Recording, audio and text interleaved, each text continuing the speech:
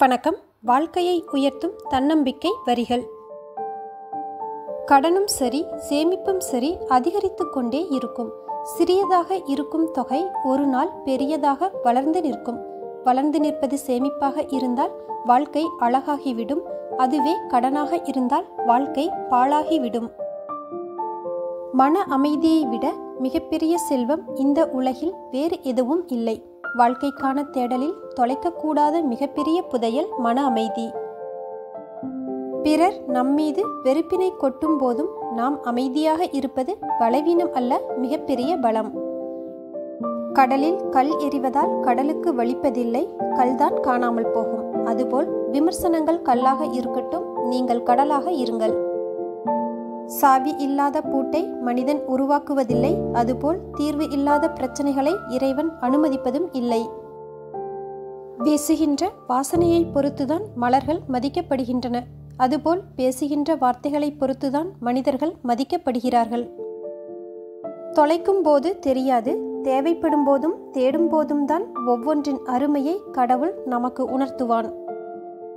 பருவம் தவறிய மழையும் நிதானம் தவறிய மனிதனும் பயனற்று போவது உறுதி. விட்டு கொடுங்கள், விருப்பங்கள் நிறைவேறும். மன்னிப்பு கொடுங்கள், தவறுகள் குறையும். மனம் விட்டு பேசுங்கள், அன்பு அதிகமாகும். பிறர் வாழ்க்கை வீணாகி உன் வாழ்க்கை மகிழ்ச்சியாக இருக்கும் என்று நினைத்தால் அந்த மகிழ்ச்சி நிரந்தரமாக நிலைக்காது. அவர்களுக்கு நீங்கள் கொடுத்த கஷ்டத்தை விட இறைவன் மீள முடியாத அளவுக்கு உங்களுக்கு அதிகமான கஷ்டத்தை கொடுத்து விடுவான். கஷ்ட காலங்களின் போது பிரச்சனையிலிருந்து விடுதலை வேண்டும் என்று வேண்டுவதை விட எது நடந்தாலும் நல்லதாக நடக்க வேண்டும் என்று நேர்மறையாக வேண்டுங்கள். எல்லாம் நல்லபடியாகவே நடக்கும். உதவியவர்கள் நன்றிக்குரியவர்கள் என்பதை எப்போதும் நினைவில் வையுங்கள். உதவாதவர்கள் உங்கள் வெற்றிக்கு காரணமானவர்கள் என்பதை என்றும் மறவாதீர்கள். நன்றாக வாழ வேண்டும் என்று நினைப்பவர்களுக்கு எந்த விமர்சனங்களையும் தூக்கி எறிய தைரியம் வர வேண்டும். அனைத்திலும் ஆரம்பம் கடினமாகத்தான் இருக்கும். விடாமல் முயற்சி செய்தால் நிறைய கற்றுக்கொள்ளலாம். வெற்றி நிச்சயம். விதி 1000 கதவுகளை மூடினாலும் முயற்சி ஒரு ஜன்னலையாவது திறக்கும். முடங்கி விடாதே, தொடர்ந்து முயற்சி செய். வெற்றி உன் அருகில்.